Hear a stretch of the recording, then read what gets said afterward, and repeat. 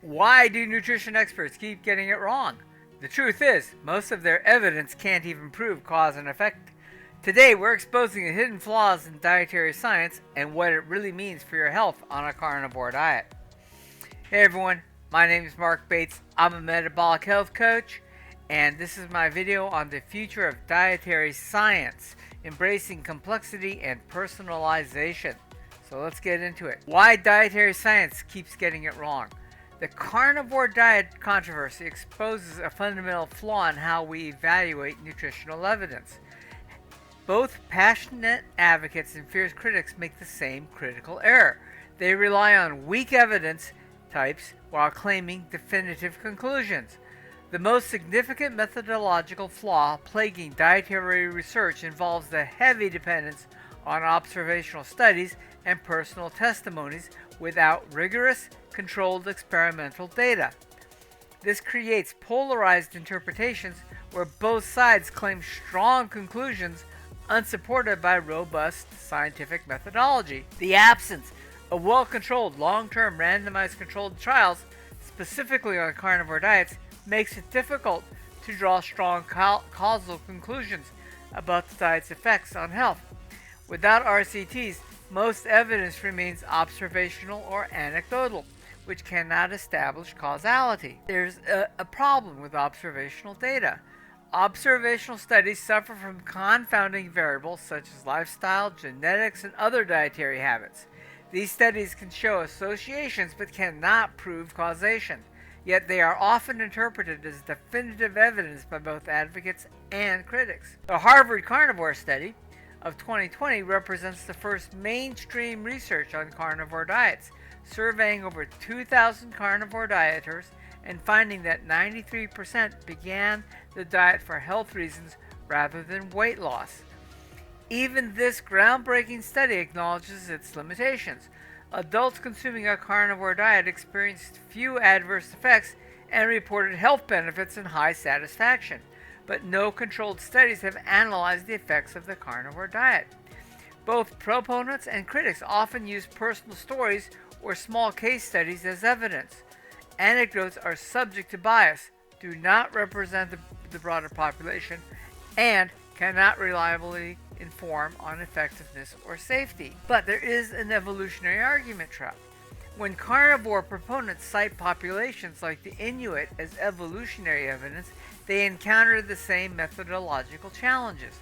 Much of the evidence about ancestral diets comes from observational anthropology, fossil records, and historical accounts rather than controlled experiments. This inherently limits the ability to establish causality or generalized findings. Early observers often interpreted indigenous diets through their own cultural lens, which can distort understanding. Careful, unbiased ethnographic work is necessary to avoid misinterpretation. The Inuit population carries unique genetic mutations found in nearly 100% of the Inuit, but seen in only 2% of Europeans and 15% of Han Chinese. These beneficial effects are at least 20,000 years old and may have helped groups adapt to high meat, high fat, hunter-gatherer diets. Humans exhibit wide genetic phenotype diversity, meaning adaptations seen in one population may not apply universally. This complicates extrapolating evolutionary dietary claims to all humans. Then we have the ultimate fiber paradox. The claim that eliminating fiber improves digestive health contradicts decades of research on fiber's benefits. Yet, specific metabolic and physiological mechanisms could theoretically explain why some individuals might experience improved gut function without fiber. The gut microbiome adapts relatively quickly to dietary changes, including low or zero fiber intake. Bacteria that ferment fiber may decrease, while those that metabolize amino acids and proteins from animal foods can proliferate, producing beneficial metabolites like short-chain fatty acids such as butyrate. Certain gut bacteria can ferment amino acids from animal proteins into butyrate, supporting colonocyte health and gut integrity even without fiber. Fiber, especially in soluble types, can cause microabrasions and irritation to the gut lining, triggering increased mucus secretion as a protective response. This mucus increase represents a reaction to irritation rather than a sign of improved gut health. High fiber intake correlates with increased rates of diverticulitis, a condition involving outpouching and weakening of the colon wall, which can lead to inflammation and infection. Reducing fiber intake has shown symptom alleviation in some cases. So, where do we go? What's the future for nutritional research? A truly rigorous, personalized approach to dietary research would start with deep biological characterization of individuals. This includes comprehensive genetic testing and phenotype assessments to stratify participants based on their biological makeup. Analyzing gut microbiome composition and function helps understand its role in nutrient metabolism and individual dietary responses. Integrating genomics, proteomics, metabolomics, and lipidomics captures the complex interactions between diet, metabolism, and gene expression. Collaborative research teams engaging experts from nutrition, genetics, microbiology, computational biology, and clinical medicine would design and interpret studies more effectively. Dietary interventions tailored to participants' genetic, metabolic, and microbiome profiles rather than one-size-fits-all diets represents the future of nutrition research. Using bioinformatics and machine learning to identify patterns in multidimensional data can prediction of individual responses to dietary components offers unprecedented precision. But until that research starts coming, are there practical guidance we can give you? Yes, there is. While working toward this ideal future of individualized nutrition, people still need dietary guidance today. Given the methodological limitations and the reality that most people don't have access to genetic testing or comprehensive metabolic profiling, practical approaches become essential. Individuals should pay close attention to how different foods affect their energy, digestion, mood, and metabolic markers. Tools like food diaries, symptom tracking, and continuous glucose monitors can provide valuable insights. Adapting a flexible approach by experimenting with dietary patterns and adjusting based on personal response rather than a rigid adherence to generalized guidelines proves more effective. Standardized fasting labs such as glucose, insulin, lipid profiles, liver enzymes, and inflammatory markers can assess metabolic health and guide dietary choices. Tracking waist circumference, blood pressure, and body weight serves as practical indicators of metabolic status and disease risk.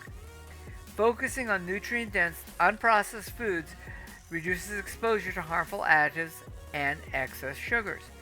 Given the strong link between excess sugar intake and metabolic disease, lowering refined carbohydrates and added sugars represents a prudent interim strategy. Individuals with markers of insulin resistance or metabolic syndrome may benefit from reducing carbohydrate intake, as supported by clinical experience and emerging research. And we do have to deal with an ethical framework. Ethically and scientifically evaluating conflicting personal testimonies and population-based research requires acknowledging the value and limitations of each approach.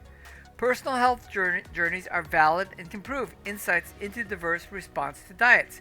Dismissing them outright ignores the complexity of human biology.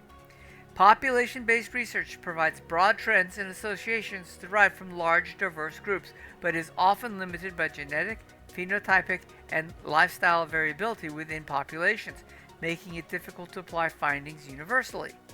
Results can only be responsibly extrapolated to populations with similar genotypic and phenotypic characteristics as the study group. Both researchers and clinicians should communicate the limitations of studies and the potential variability in individual responses to avoid misleading conclusions.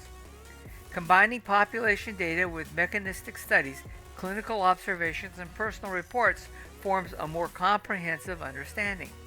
Treating individual experiences as valuable data points that can guide future research questions and personalized interventions represents a balanced approach.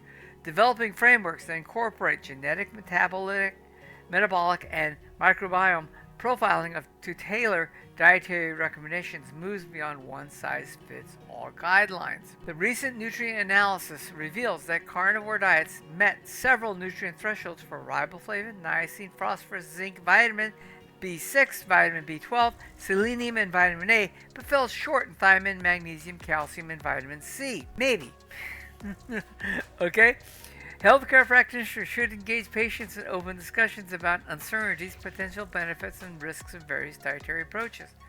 The reason I say maybe on those items that it might have fallen short on is that the RDAs and the perceived need for some of those vitamins, the amount, is based on people who are eating a high carbohydrate diet. For example, vitamin C and carbs use the same GLUT4 pathway into the cells. If there aren't an excess of carbohydrates in your blood, then you're not having anything block the GLUT4 responses, and so a much smaller amount of vitamin C is all you need.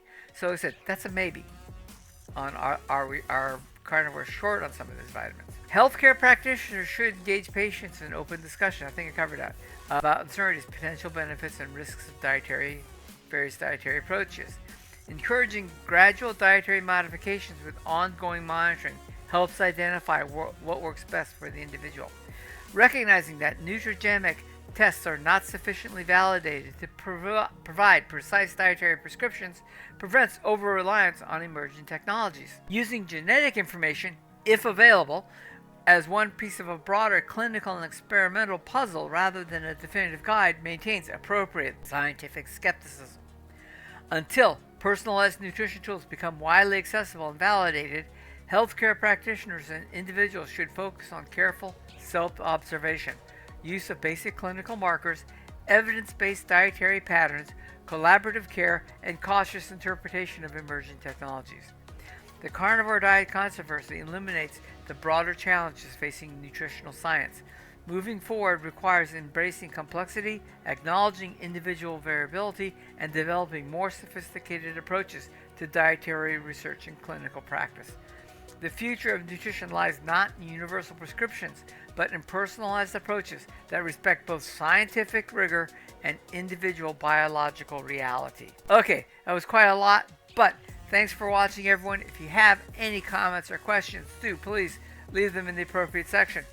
If you're interested in getting a little more in-depth here, my group coaching platform, $10 a month, is starting up October 1st. You can join it. You'll find the link in the description. We'll cover a lot more details, and we'll offer a lot of additional information to you on that platform, so check it out. Also, if this is a community we're building, if there's something you'd like me to cover as far as informational source you're looking for, let me know. We'll try to fit it into the schedule. And as always, if you haven't done so, please like this video, subscribe to the channel, share it with a friend. It helps the channel a great deal. Thank you for that. And once again, you're going to help a lot of other people. Have a great day.